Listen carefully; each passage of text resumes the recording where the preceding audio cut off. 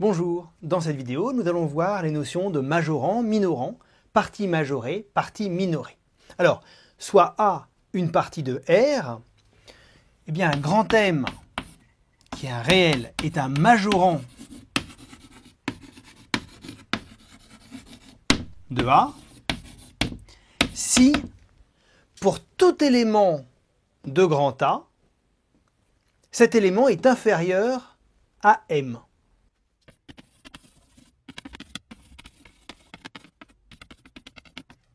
Tout élément de grand A est inférieur au réel M. Voilà ce qu'est un majorant. Et un minorant, eh bien, c'est à peu près la même chose, mais inférieur, c'est-à-dire que si petit m est un minorant de grand A, si tout élément x élément de A est supérieur à petit m.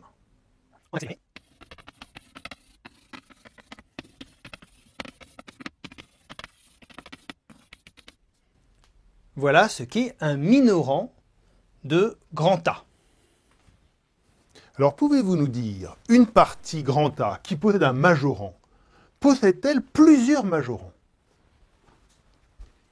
Eh bien tout à fait, parce que si grand M est un majorant de la partie grand A, alors M plus 1 est aussi un majorant, M plus 2 est aussi un majorant. Et donc, dès qu'une partie a un majorant, eh bien elle en a une infinité. Tous les réels qui sont plus grands que ce majorant sont aussi des majorants de cette partie. Donc lorsqu'il y a un majorant, il y en a une infinité. Très bien. Et alors, comment peut-on définir partie majorée, partie minorée de R? Eh bien, A est une partie majorée de R si A possède un majorant. C'est-à-dire, s'il existe un réel grand M, tel que pour tout x de grand A, eh bien x est plus petit que M. Et évidemment, grand A est une partie minorée de R si grand A possède un minorant, c'est-à-dire s'il existe un petit m élément de R, tel que pour tout x élément de grand A, x est supérieur ou égal à petit m. Très bien.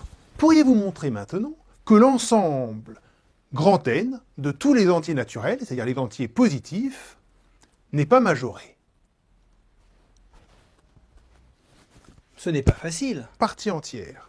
Ah, la fonction partie entière. Supposons que grand N soit majoré et que grand M soit un majorant de grand N. C'est-à-dire que pour tout n élément de grand N, petit n est inférieur ou égal à grand M. Or, grand M, il est inférieur ou égal à la partie entière, que je note entre crochets, de M plus 1. M, il est inférieur à la partie entière de M plus 1. Et donc, N, il est toujours plus petit que la partie entière de M plus 1. Or ça, c'est un entier. Et donc, il suffit de prendre pour N, eh bien, cet entier plus 1, et on arrive à une contradiction.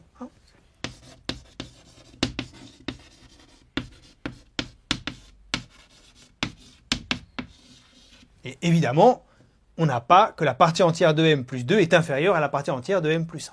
Et donc, cela montre que grand N n'est pas majoré.